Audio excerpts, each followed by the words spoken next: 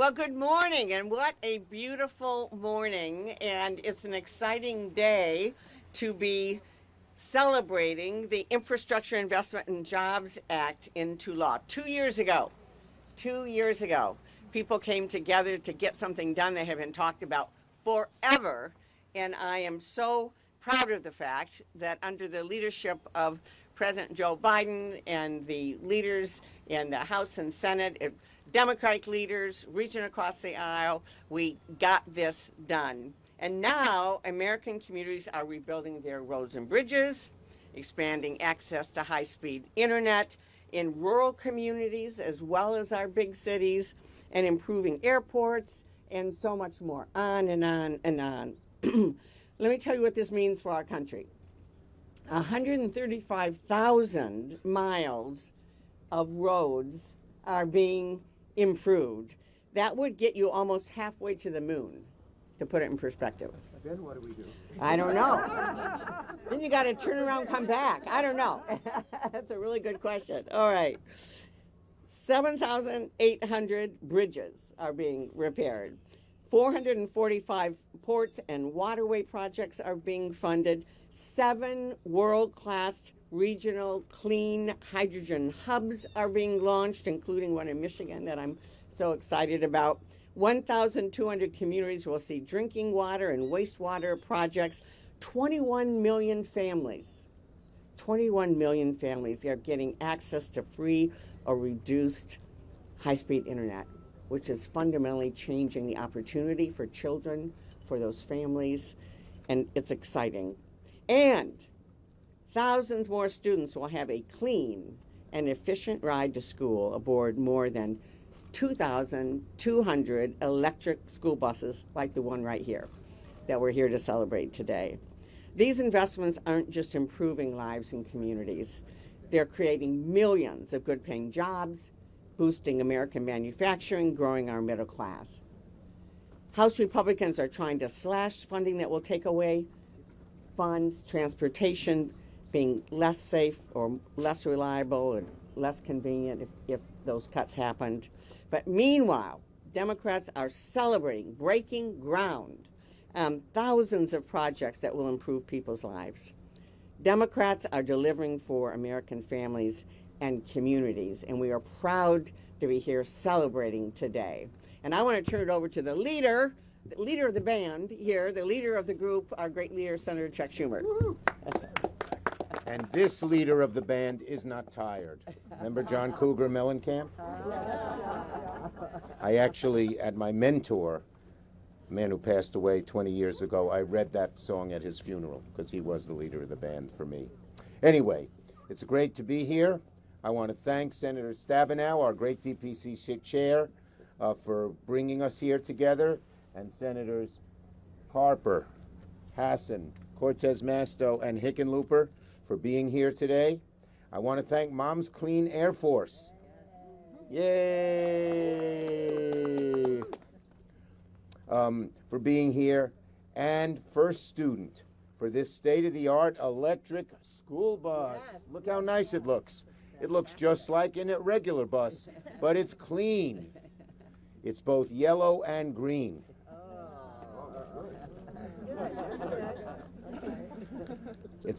I was singing the song I came over here. Remember the song, The Magic Bus? Yes. Pete Townsend wrote. Pete Townsend. No, don't get us started. The Magic Bus. Okay. Happy holidays to one and all. I also want to thank my good friend Kevin McGowan from Rochester. He's superintendent of the Brighton Central School District. Brighton is a great school district in the suburbs of Rochester. And when I visited Rochester, I pointed out that my cousins grew up in Brighton and went to school there. Now, we're here today because 2 years ago, after decades of promise from Congress to pass a bill that would bring our country's infrastructure in the 21st century, we finally did it. The Bipartisan Infrastructure Law, or it is now known as the Infrastructure Investment and Jobs Act. I'd like to know who changed the name. I like the first name better. It was not me, let me tell you. It ain't me, babe. Keep the song, Bob Dylan, go lightly from the ledge, babe. Carper and I like song lyrics. Anyway, the bipartisan infrastructure law is historic legislation. That's just 2 years in the making. It's already making every one of our states. We see the impact almost on a weekly basis of new infrastructure, upgrading our infrastructure, bringing us in to this new century. The bill invests in critical projects. We're seeing our bridges fixed, and we're building new bridges. We're improving our airports. I've seen that here in my city of New York and around my state. We're expanding broadband so that millions who never had broadband, a necessity in the 21st century, as electricity was a necessity in the 20th, are getting it. We're bolstering transportation, including for electric buses for school kids, just like the one behind us, and all of it with good paying union jobs. And our existing union workers are doing well, but there are many more new workers being brought into these union apprenticeship programs and getting good paying jobs for the first time in their family's history. As majority leader, I was proud to lead this law into passage. But as the senior senator from New York, I've also worked hard to bring back investment to rebuild our state of New York. So I want to take a minute to talk about the impact the infrastructure law is actually having on New York. In New York City, we are in an infrastructure renaissance. From the Gateway Tunnel project to East Side access to Penn Station access to the 2nd Avenue subway, the infrastructure law has meant billions, that's with a B, for New York City to move full steam ahead. We depend on mass transit, and we're building so much of it in New York. We have from 25 to 33% of the mass transit riders in the country. But it's not just true in New York City or the metropolitan area, Long Island, Westchester, etc. It's around the whole state. New York State will receive $670 million to expand high-speed internet across the Empire State, closing the digital divide for thousands of families from rural towns to big cities, giving people access to get better jobs, better health care, better education. Broadband's a necessity, and we've treated it like one for the first time in decades by helping both people in rural areas and poor people who can't afford it get broadband. And as I mentioned, because the Buy America provisions we fought to include in the law, all of us here did, good-paying jobs are going to be created in building the infrastructure. This is one of the largest federal investments ever in water infrastructure, aimed at eliminating lead service pipes, which have done such damage and injury to our great kids. New York has over 360,000 lead pipes still delivering water to homes. That's the 4th highest in the nation. In Rochester, we've been battling lead pollution for decades. It was projected it would take until 2050 to replace these lead service lines. That means 2 more generations of children getting this lead in their systems. Now we are going to replace them by 2030, a huge change for the health of our kids. And of course, we've made major investments in school buses. Under the EPA Clean School Bus Program, school districts across New York will get $50 million to purchase 150 new electric buses. So, and thanks to these buses, we're going to say goodbye to diesel exhaust polluting our environment. Our children can go to school, play in neighborhoods without breathing in toxic chemicals. So thanks to these historic buses, the wheels of the new electric bus go round and round and round all over America, keeping emissions and pollution going down, down, down. And Senate Democrats can continue delivering on our promise for a brighter future, more good-paying jobs for our communities. So I thank my colleagues for being here. I thank our great groups for being here, Mom's Air Force and so many of the other groups who are here. And hey, we'd like to do more of this. And if we keep the majority in the Senate and get one in the House, we will. Thank you, everybody. Thank you. Thank you. That's okay. Thanks for coming down. Yeah. Thanks. Absolutely. Okay. Thank you. Wonderful. Thank Well, you. now I'm going to introduce our leader, the chairman of the Environment and Public Works Committee, Senator Carper, who will then introduce our other colleagues, and then I'll be happy to introduce our additional two guests that are with us. So, Senator Carper, thank you for your leadership. Thank you. Thanks very much. Nice hand for Debbie. Got it. Put them together. Come on. Thank you.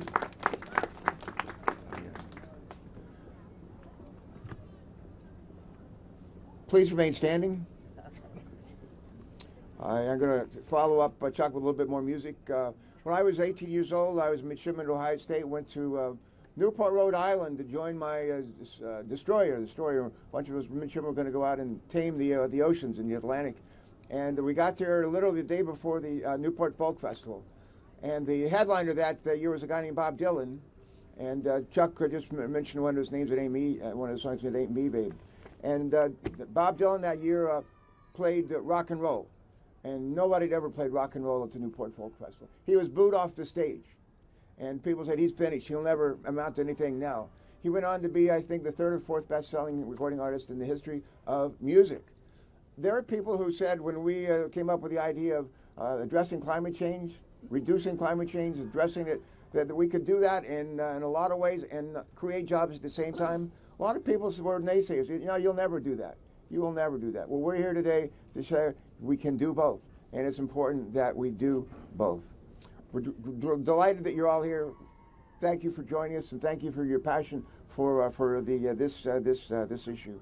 Shortly after Joe Biden, in fact, 6 days I think after Joe Biden was inaugurated president, he called me on the phone, and he calls me Tommy. He said, "Tommy, I have a favor to ask." I said, "Yes, sir, Mr. President." He said, "Call me Joe." I said, "Yes, sir, Mr. President."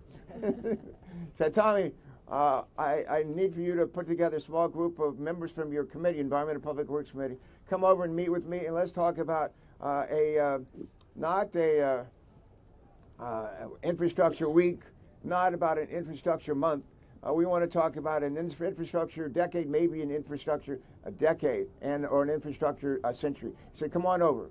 And I brought a couple of my colleagues, Shelley Capito and a couple of others, and we joined the president. And basically he said, I'm tired of Infrastructure Week. I'm tired of hearing about Infrastructure Month. We got to do this. We're going to do it for long haul and create a lot of jobs at the same time. Joining us that day was Vice President Harris. Joining us by Zoom was our Secretary of Transportation. I still call him Mayor Pete. But he said he wanted to have a bill to sign into law, an infrastructure bill to sign into law by the end of that year. And you know what? He signed it into law by the end of that year. We were all there to celebrate. How many were actually there? Raise your hand. Were actually there when the president signed that bill into law. One of the happiest days of my life. Leaving the meeting, though, on 2-3 years ago, I said to my colleagues, my staff, I said, let's get going on this. And boy, we did. Today, we stand here with all of you to celebrate 2 years of this wonderful law, largest investment in the nation's roads and bridges since the Eisenhower administration, and the largest ever investment in our nation's water infrastructure. As President Biden likes to say, you know, this is not just an infrastructure week or month, this is an infrastructure decade. And today, we got major infrastructure projects underway in the states of all of us that are standing up here, states of all the men and women we serve with, and the states that all of you are from as well. I'm also proud that we included the first ever climate title in a highway bill as part of the bipartisan infrastructure law. And just yesterday, Biden administration released, as you may have heard, the 5th National Climate Assessment, which underscored the urgency of addressing the threat of climate change. The cars, the trucks, the vans we drive make up the largest source of greenhouse gas emissions in our country. Mobile source about 30% of those greenhouse gases. And thanks to this law, we're now doing something about it, including building a national network of EV chargers. How many here drive EV electric vehicles? Anybody? All right. They are fun. For those who, and if you don't have one, you'll just love driving. They're just like they're a hoot. They're a kick. But the bipartisan infrastructure law is also delivering clean water to more households across our nation, expanding access to affordable high-speed internet, cleaning up legacy pollution, and so much more. I oftentimes say, as my colleagues will tell you, Bipartisan solutions are lasting solutions, and I'm confident that the bipartisan infrastructure law is built to last. With that, I want to turn the podium over to our next speaker, a colleague from a great state, a big state, New Hampshire. And like me, a recovering governor, not fully recovered, but we're having a great time working together, and this is one of the things that we're working on. We're delighted to be here with all of you. Maggie May. Whoa. Maggie, put your hands together, Maggie Hassan. Thank you very much. All right. Well, thanks, Tom Carper, for your remarks and for your leadership. Thanks to all of my colleagues and our partners who are here today. This is a really important day to be celebrating this moment, to really talk about the difference that the bipartisan infrastructure law has made for our country. I will talk, of course, about the difference it has made for my wonderful state, the Granite State of New Hampshire. We're a really rural state, and for years I have heard from Granite Staters about the difference 21st century infrastructure could make in our state. Thanks to their determined advocacy and the advocacy of everyday Americans all across our country, we got this done. We delivered bipartisan 21st century infrastructure to the people of our country. So in addition to expanding access to electric buses, as my colleagues have discussed, here are just some of the ways the law is already having an impact in my state. We are rebuilding crumbling roads and bridges all across New Hampshire. We are giving New Hampshire critical resources to ensure that all families have access to clean drinking water. Those efforts include projects that are replacing lead water lines in cities like Hanover, New Hampshire, and Claremont, New Hampshire. These resources are helping us treat PFAS contamination in communities all across our state, those forever chemicals that have seeped into wells and water systems in some places. This infrastructure bill is allowing our state to expand access to affordable high-speed internet. You know, the whole north part of our state used to be an industrial, a paper mill economy. And of course, as paper mills have closed or limited their production, we have seen a real need for economic development in the North Country, but we couldn't get the high-speed internet infrastructure we needed to make that a reality. Now we can. And we just announced $12 million to build high-speed internet infrastructure in rural Grafton County. Make no mistake, the bipartisan infrastructure law is making a tangible difference in the lives of people all across our country, and the impact of the law is just going to continue to grow. The ripple effect is going to continue to be felt. This law is one of the most important steps that we have taken in several generations to strengthen our economy and invest in our future. The bipartisan infrastructure law also demonstrates what we can do when we come together and work together as a democracy. This really is the power of democracy at work, because this is what happens when elected officials hold themselves accountable to their constituents, reach across the aisle, and deliver on the things that their constituents agree about, agree that they want to invest in, agree on what a difference it will make. We are only here today because Americans from all walks of life urged leaders from both parties to come together and pass this law. That is the power of democracy, when people are free to make their voices heard, and when we stand united as Americans, we have the capacity to accomplish really, really great things. And with that, I will turn it over to my great colleague from Colorado, another former governor, John Hickenlooper. All right. I see a trend. I'm going to take a slightly different tack. Before I do that, I want to thank Senator Stabenow and Senator Schumer for their leadership in making sure this got done, because it sounds easy in retrospect, but it certainly wasn't easy when it was happening. We're here because we believe in the common good, and this is something that distinguishes democracies all over the world, that we are making investments for everybody, for all our communities, on a objective, bipartisan level or multi-partisan level. That's what distinguishes democracies. And all over the world, millions of people, thousands of organizations are fighting to either create a democracy or retain their democracy. And they look to us to do things like the bipartisan infrastructure bill, which demonstrates what democracies are all about, when people can come together with different opinions, find compromises, and then make meaningful investments in things that benefit the common good. In Colorado, we've got $2.6 billion for roads. That's a major project in almost every county in Colorado. We've got 64 counties in Colorado. There are $60 million for orphan wells. That's over 700 wells that will be plugged efficiently that had been left behind. And after the minerals were extracted, the companies claimed bankruptcy or some fiscal inability to properly plug them. And now they've been spewing all these years methane and violent, harmful emissions. Now they're going to get plugged. A couple of people have already talked about electric vehicles and why that's so important. But it's all these infrastructure investments. There's an investment now for the first time to go and address one of the largest water projects that's been untended for almost 5 decades. The Arkansas Valley Conduit was actually envisioned by President John Kennedy back when he came out and gave a speech in Colorado in 1962. We're finally going to finish that after all these years.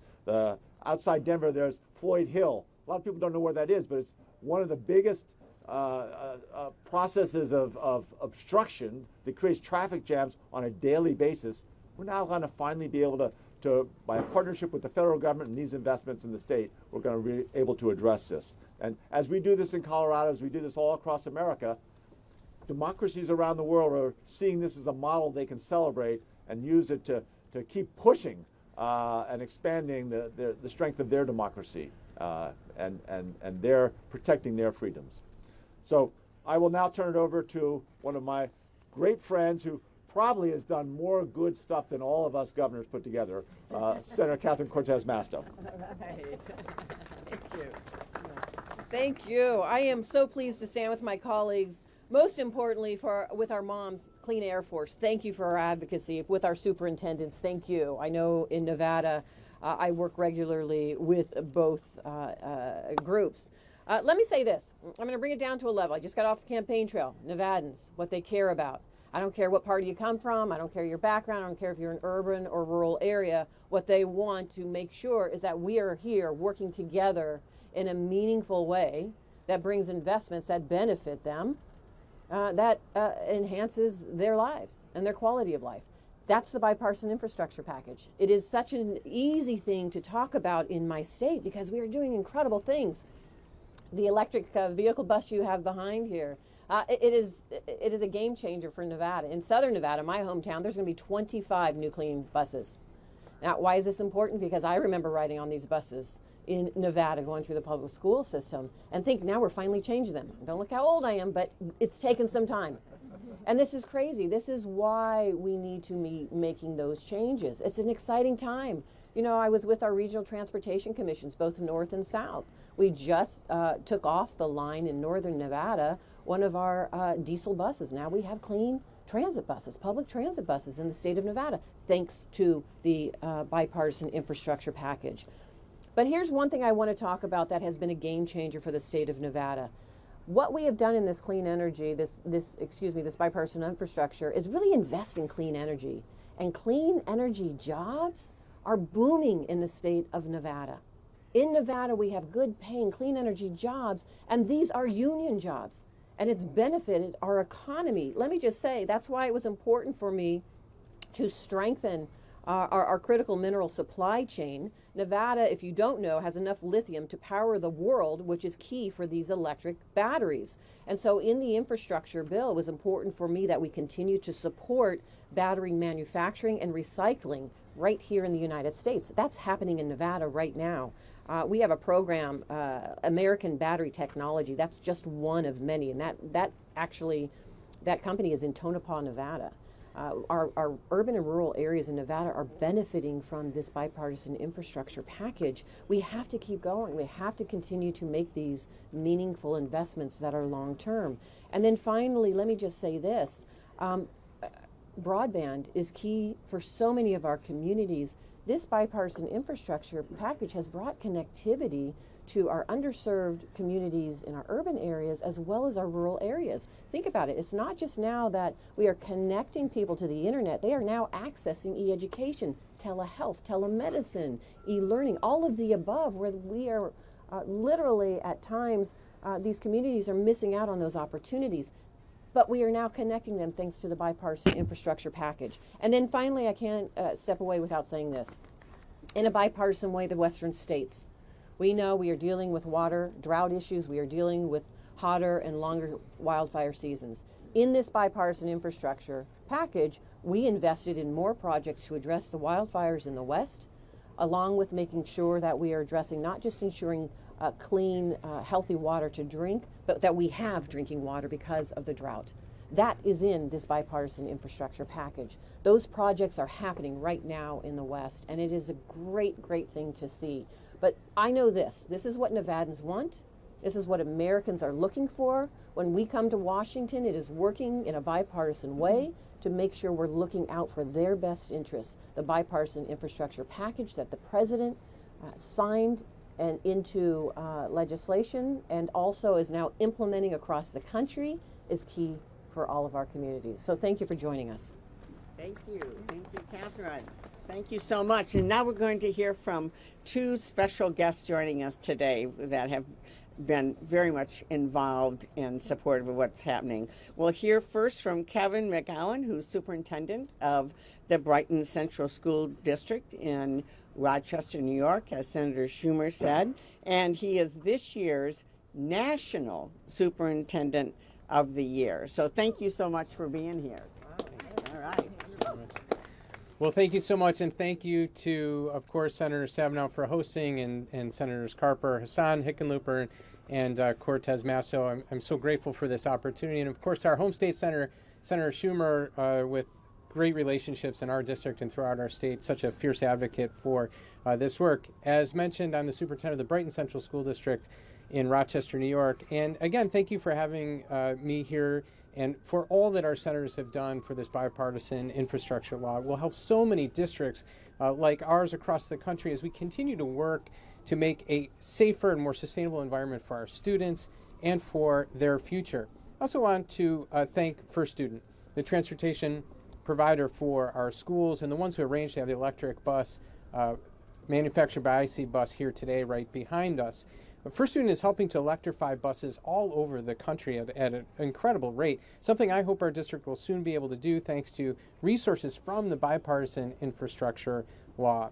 And that's why I'm here today. I'm here representing superintendents across the country who want to do right by our students, our parents, and our communities. Our priority is always to give students the safest possible way to get to and from school every day so they show up ready to learn. That means finding ways to make buses better, healthier, and safer. Electric buses are cleaner. They produce no exhaust. Electric buses are quieter. Creates a healthier environment for our kids to travel, of course. This means they can hear instructions from drivers. They can chat with their friends. It's better for their hearing and their health overall. The buses also reduce noise pollution in neighborhoods. I'm in one of those neighborhoods right by our schools. My kids come home on those buses, have come home on those buses. Our school-age child has our last in the system was on those buses all of the time, and you can hear them coming through the neighborhood.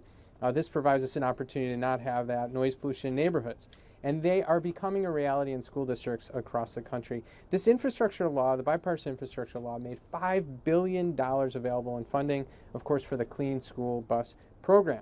And this level of investment is absolutely essential. Districts like mine can take advantage of these funds. Without it, electric buses and their benefits would be out of reach for our communities. We simply don't have the resources to do this on our own. It's a game changer for American students.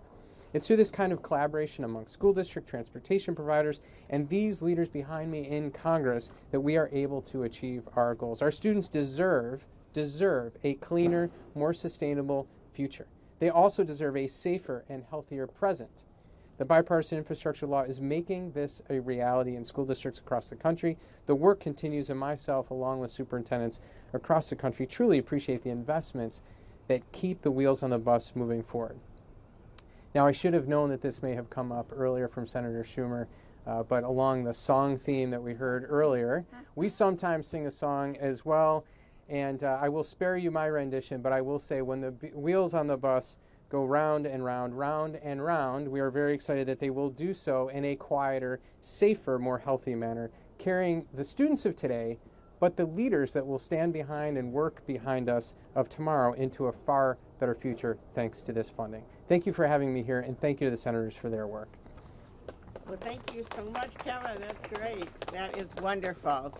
And certainly, last but not least, by any means, we're going to hear from Almeda Cooper, who is part of Moms for Clean Air's Community Health Equity Program. Moms for the Clean Air Force is a wonderful organization that's been with us every step of the way as we're tackling the climate crisis.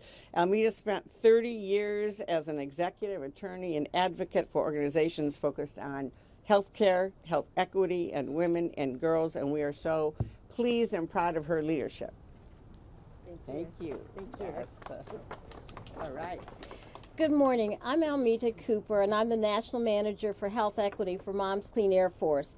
Moms is a national organization of 1.5 million moms, dads, and caregivers, and we're united in protecting children's health from the twin threats of air pollution and climate change. On this date 2 years ago, the Bipartisan Infrastructure Law was signed by President Biden, and I'm excited to be here today with the senators to celebrate the second anniversary of this landmark legislation, also known as BILL, or the Infrastructure Investment and Jobs Act. It's hard to believe that just 2 years ago that Moms Clean Air Force was meeting with key staff and committee members to push for the inclusion of strong safeguards for children's health, and then drafting op-eds, hosting events, and meeting over 200 meetings to urge them to vote yes and to vote for our children's future.